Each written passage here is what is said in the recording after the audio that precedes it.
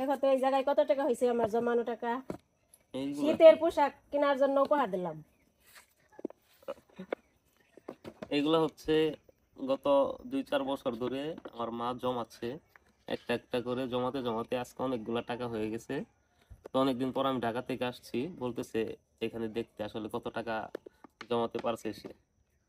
চলেন দেখি। এমনি তো অনেক টাকা, পুরো 2 বয়ম ভর্তি টাকা। কোনগুলো এগুলা দাঁড়াও তো।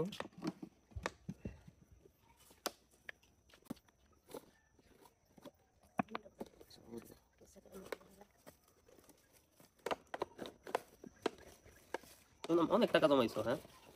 এগুলো দেন না, বিল্ডিং দেওয়া যাবে একটা। এতগুলো টাকা তো গোনাই সম্ভব না।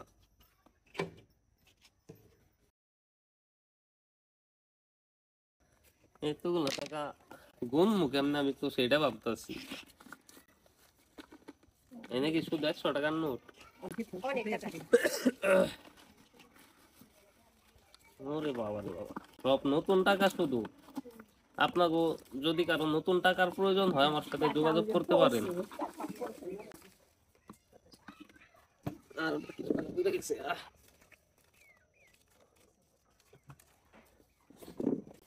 টাকার পাহাড় হয়ে গেছে, এত টাকা আমি গুনবো কেমনে, আমি সেটা ভাবতেছি। এত টাকা তো আমার পক্ষে গোনা সম্ভব না। রোহান আমার হেল্প কর গুছাইতে একটু। রোহান হেল্প করে এখানে গুছা। তুই 500 টাকার নোট গুছা, আমি 1000 টাকার নোট গুছাই। এগুলো হচ্ছে আমি প্রতি মাসে যে টাকা খরচের জন্য পাঠাইতাম সেখান থেকে জমে জমে এগুলো করছে।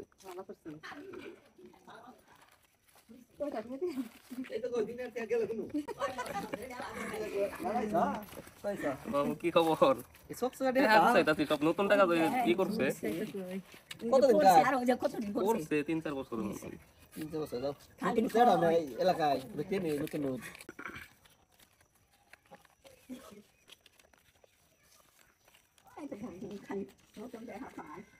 সবগুলা চকচকা টাকা।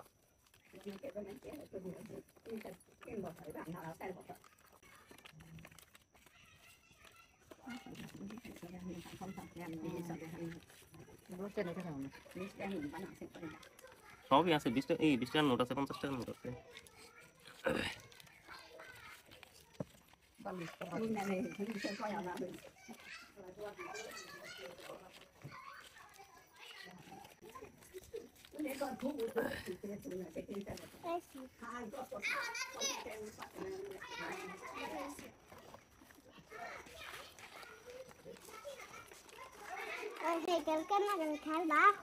হ্যাঁ খেলবো।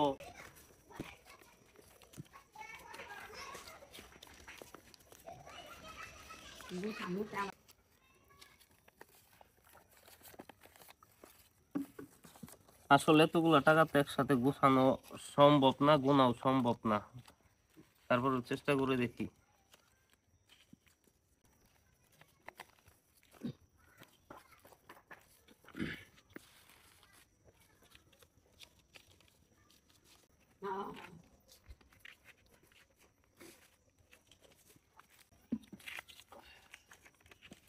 এতগুলা টাকা দেখে তো মানুষ বিশ্বাস করবো না, ভাববো যে বইমের মধ্যে টাকা ঢুকানো হয়েছে।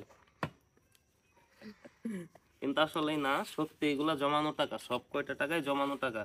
এগুলা প্রতি মাসে যে আমি খরচের টাকা দিতাম সেখান থেকে জমে জমে এইগুলা করছে মা। আপনারা সবাই আইডিয়া করবেন যে কত টাকা হতে পারে।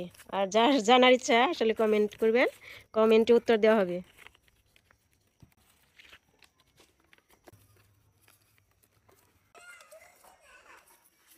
এইগুলা গোছানো সম্ভব হচ্ছে না, অন্ধকার হয়ে আসতেছে।